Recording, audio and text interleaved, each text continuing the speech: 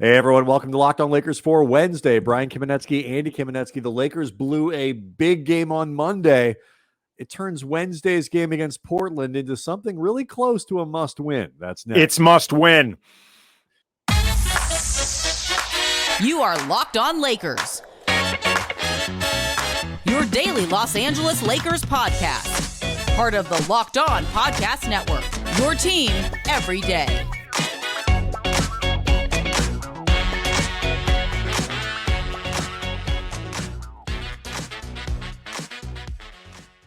Thanks to everybody for making Locked On Lakers first listen of every day, Monday through Friday, no matter how or where you get your podcasts. Always free, never behind a paywall. And Locked On Lakers on YouTube is where it's where the kids go. My kids watch all kinds of stuff on the YouTube, and you can go there as well to get the Locked On Lakers podcast before the audio product comes out, particularly on non-game days. That's where everybody goes, and that channel is exploding.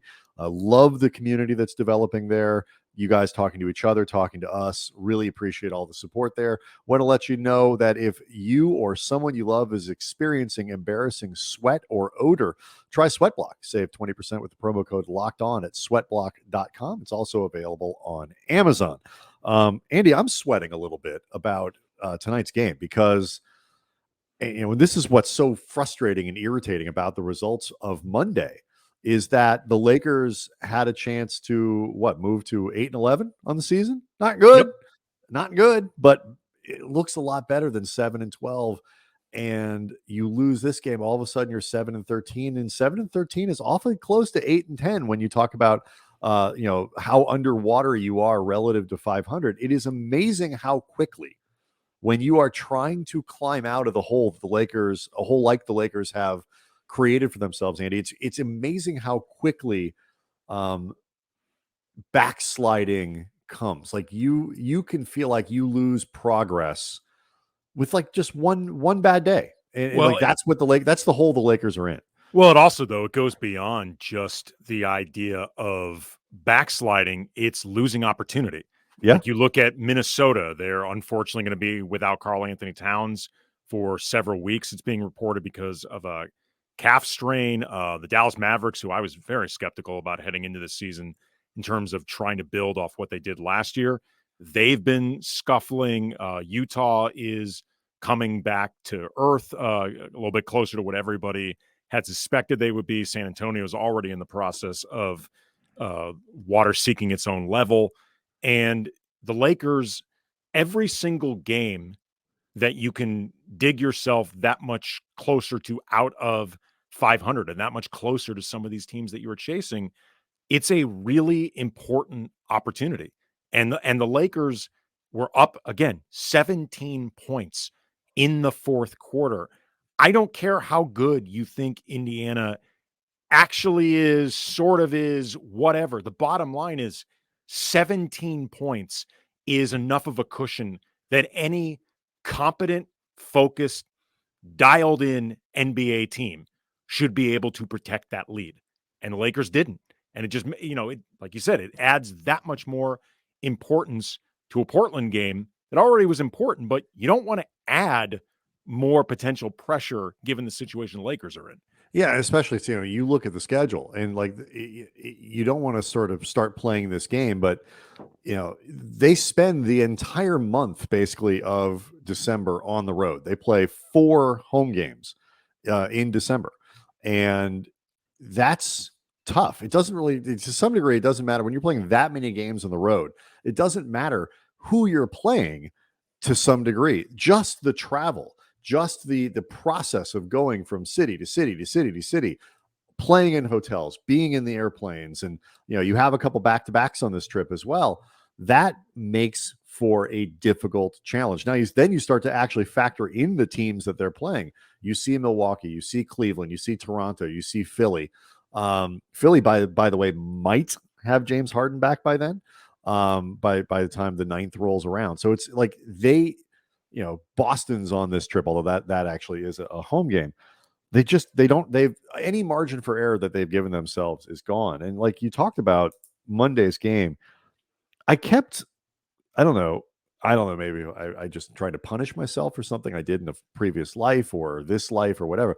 I kept watching that final play. Woke up and watched it again this morning. And I'll tell you what, Andy, it's a little bit like the experience of, like, when you go to the museum and you stare at a great work of art for a long time and you start to notice details and you notice things about it that you may not have seen before.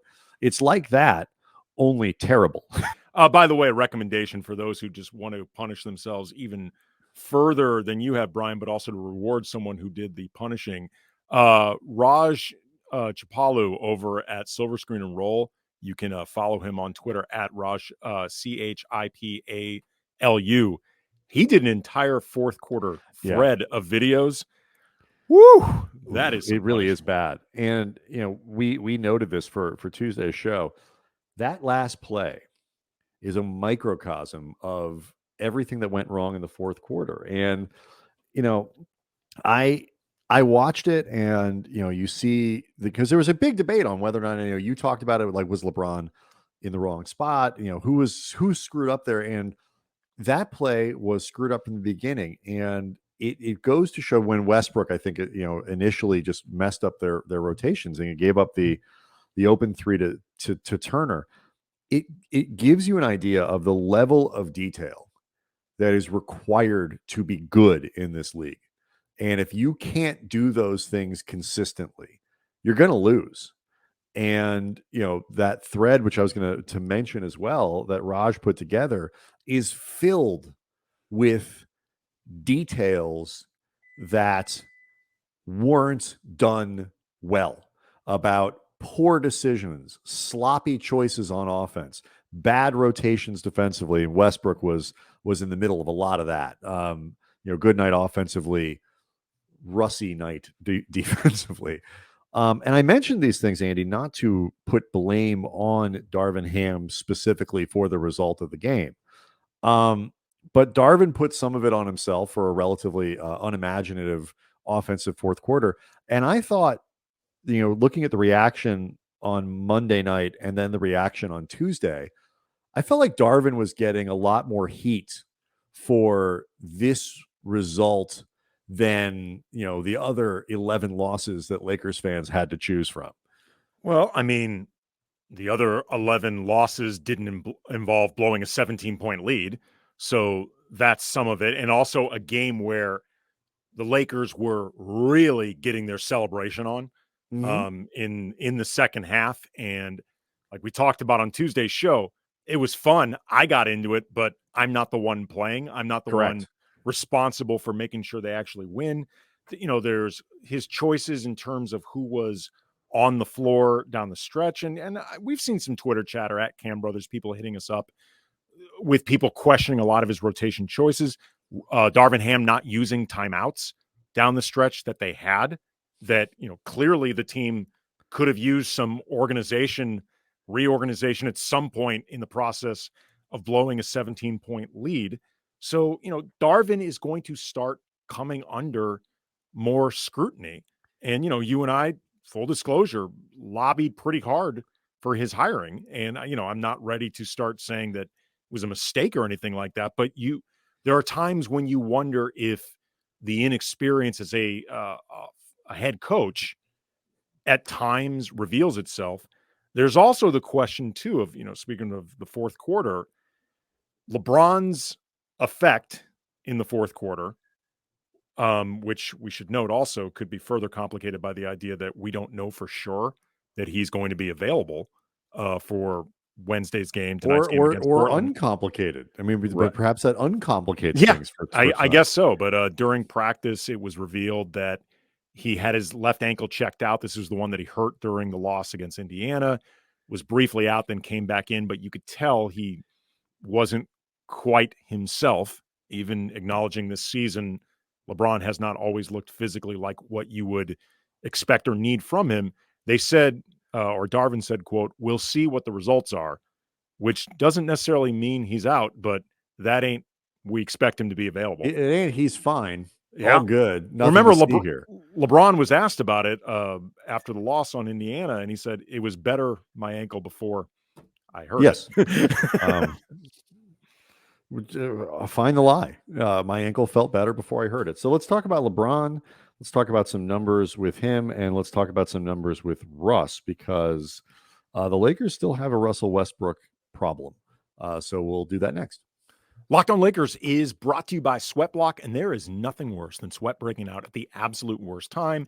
Like if you're at a wedding, some festive event, you want to take your jacket off, get loose, have some fun, but you can't because you know you are leaking from your underarms, and it is unsightly, it's gross, and you're stuck celebrating in that jacket looking like the uptight person, because that's better than looking like the sweaty person, and nobody wants to deal with that. Sweatblock wipes are your answer, your secret to confidence. They work for up to 7 days per use. Apply them on a Sunday, and you will stay dry all week. If you or someone you love is experiencing embarrassing sweat or odor, try Sweatblock. Save 20% with the promo code LOCKEDON at sweatblock.com, and it's also available on Amazon.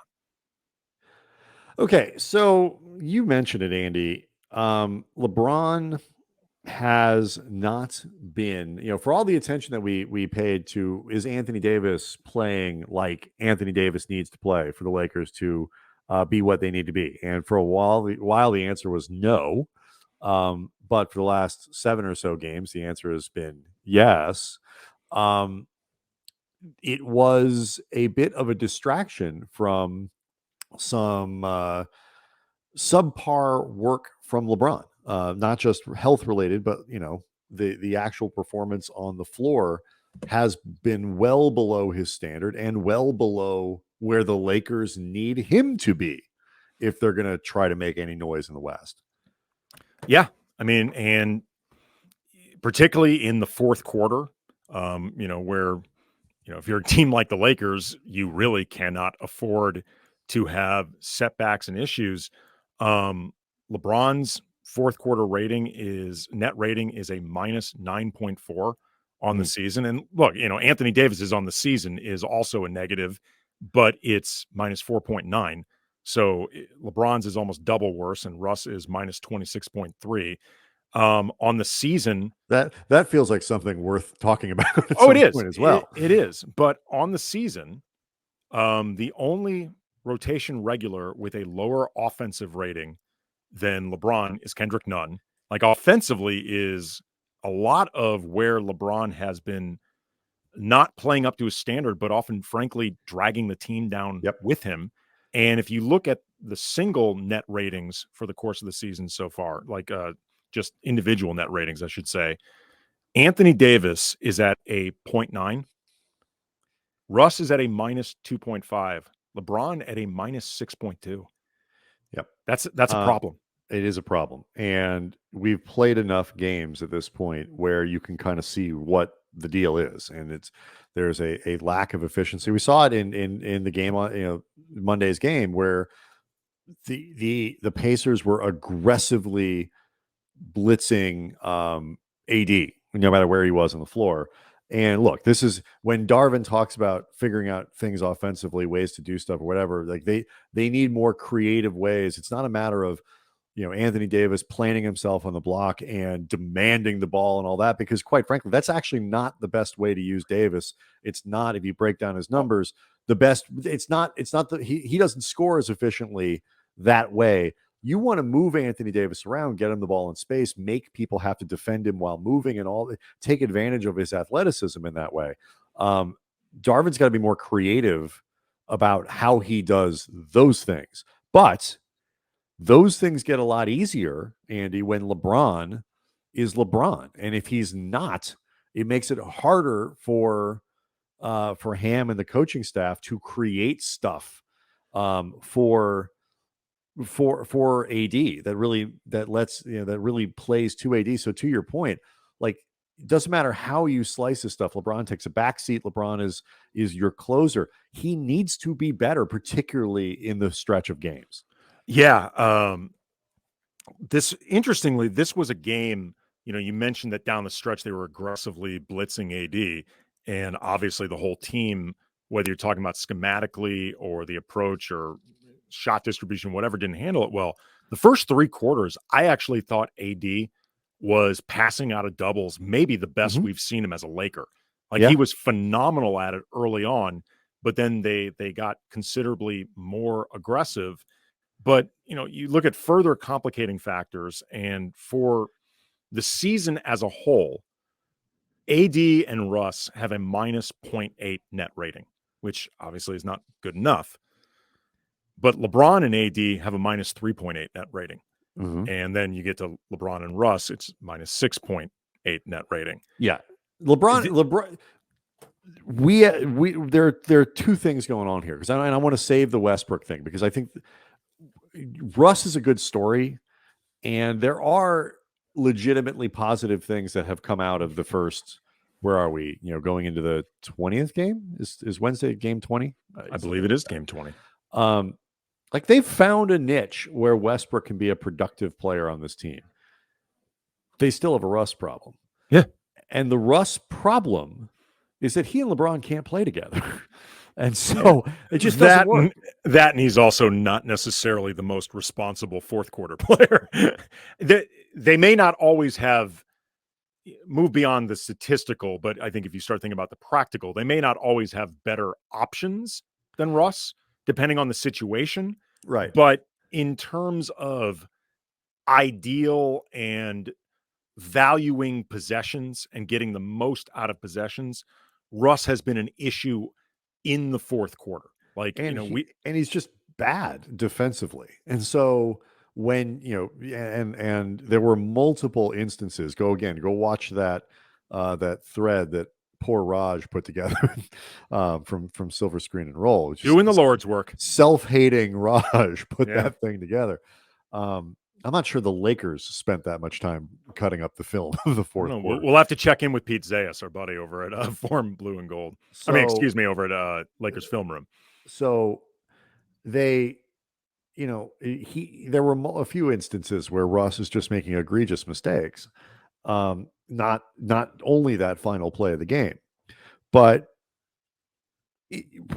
figuring this out, because there's enough of a track record of LeBron and AD working together effectively as a pairing that I'm willing to give that twosome some time to keep going. I'm not putting LeBron on the bench because Westbrook and AD is a more effective two-person pairing. But what I have seen, and what I think is still clear, is as a group, as a three-pronged attack, it still doesn't work.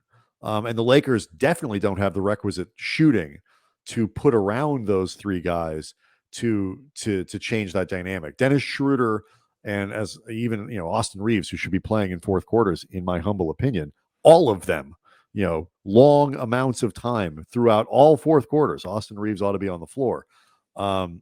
He's not going to solve that spacing problem necessarily either. So, they still can't play the big three together in crunch time minutes. I think that is a thing that is abundantly clear and problematic, at least in my mind. No. And look, the bottom line is you are correct. If somebody is going to get sat down the stretch of these games for both, I think, practical, political, realistic, and probably in some ways tangible reasons, it's going to be Russ before LeBron. But that being said, there's a lot that LeBron is going to need to change about the way he operates in the fourth quarter. And look, Darvin Ham has to be, like you said, more creative. We've talked about that during the course of the season. There may be times where AD has to force the issue, however he's going to go about doing that. I know I talked before about maybe there needs to be a conversation between LeBron and AD. But the idea that LeBron, teams often down the stretch of games get into, very heavy ISO play. It's not specific to the Lakers. That's something that goes on across the league. It was something that used to happen when we covered Kobe and Pow's teams all the time. This is not unique. You tend to want the ball in your best player's hand. You tend to be concerned about moving the ball too much and possibly turning it over, all that sort of stuff.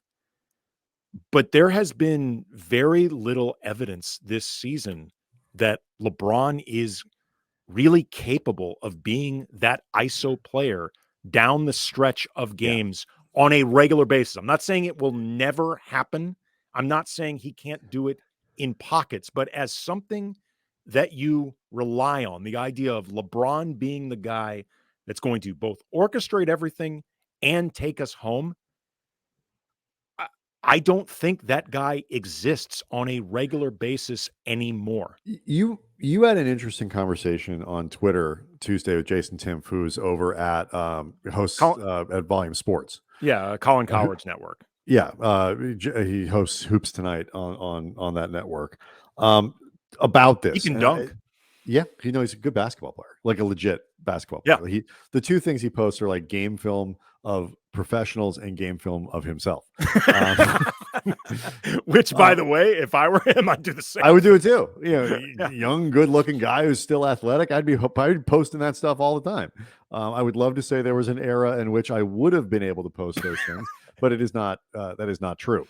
But anyway, you guys had an interesting conversation, and it got me thinking about the ways in which LeBron, to the points that you're making, has something in common with what we've seen from Carmelo Anthony, what we've seen from Russell Westbrook. So I want to get to all that next. Locked On Lakers is brought to you by ExpressVPN. We all know how ExpressVPN protects your privacy and security online, but here's something you may not know. You can also use ExpressVPN to unlock movies and shows only available in other countries. Just sign into Netflix, fire up the ExpressVPN app, change your location to the UK, for example, refresh Netflix, and that's it. It allows you to control where you want the sites to think you're located. You can choose from almost 100 different countries. So just think of the possibilities and libraries you can go through. And ExpressVPN works for any streaming service, Hulu, BBC iPlayer, YouTube, you name it. And there's never any buffering or lag. It's fast. You can stream in HD, no problem. ExpressVPN also works on phones, media consoles, smart TVs, and more. So if you want access to hundreds of new shows, go to expressvpn.com/lockedon right now, and you can get an extra 3 months of ExpressVPN for free. Again, expressvpn.com/lockedon, expressvpn.com/lockedon to learn more. Quickly, before we get to the conversation that you guys had via the Twitter, Patrick Beverley is available to play again on Wednesday. His suspension is over. But Darvin Ham said that it is not guaranteed that he would get his starting job back, which does not necessarily surprise me. I don't know what your thoughts were about that, though, Andy. No, I mean, we've talked about this before with Patrick Beverley. Like there are things that he brings to the table in terms of defense, in terms of, I think, energy, the proverbial intangibles. Like Patrick Beverley should be in the rotation, but I think between the offensive, frankly, liabilities that are there with Patrick Beverley and the fact that him not really standing out against some of the other guards, it leads to some fluidity in terms of where you can use him. I would keep him in the rotation, but he should be playing fewer minutes. And I don't think he should be a lock to keep that starting position. Remember, he may have gotten it in part because Dennis Schroeder wasn't available at the start of the season to begin with. Yeah, it's just for all the guards the Lakers have, and they have many of them, it is difficult to kind of plug them in. It's hard to figure out where each one of them belongs. I will say this: Lonnie Walker has been better on both sides of the ball than I thought he was going to be, and I'm certainly not taking any minutes away from him to squeeze more for Pat Bev. I don't think we've had enough of a chance to really see Dennis Schroeder. Dennis Schroeder's only played 6 games. Needs a little bit more run, but I've not been wildly impressed with him. But I think he may offer a little bit more overall than Beverly does. They still haven't figured out what to do with Kendrick Nunn. Like they have guys who, in the right context, could be useful players, I guess, depending on who they're playing around. But they still have to figure out so much other stuff that it's hard to plug in. I mean, I am sympathetic to the conversation we were having earlier about Darvin and his choices. I am sympathetic to the dilemma that he's got, because there isn't a real clear pecking order to this stuff. There isn't a really clear way of delineating this is really the lineup we need throughout the games. It's so matchup dependent, and it's so situational and based on who's playing well on any given night. It is very difficult to put it together. I do think, though, Russell Westbrook should not be closing a lot of games for some of the numbers that you named, and for the fact that LeBron and AD are going to be closing games, and Russ can't play with LeBron.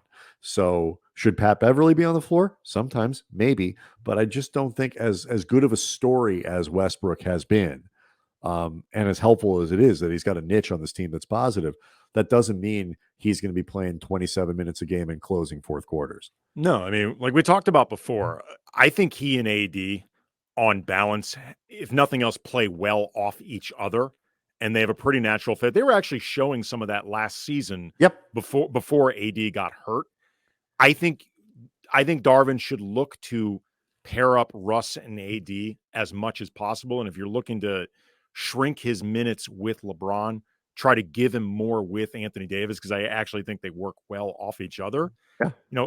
But you are correct that other than Austin and Lonnie, who are clearly the two best guards on this team, or, the most reliable, the best in their roles, and the best in terms of this is what we want you to do, go out there and do it.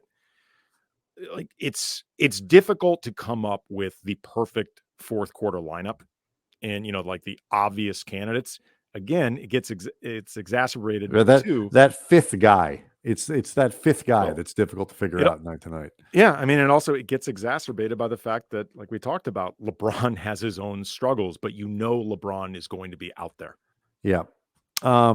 So to that point, let me run this by you, because one of the things that you guys were talking about, you and Jason were talking about, and again, Jason is a guy, is a great follow, and really knows the game. He really understands, the ins and outs and the X's and O's and all that stuff. So he's a great feed and a great guy to follow for this stuff.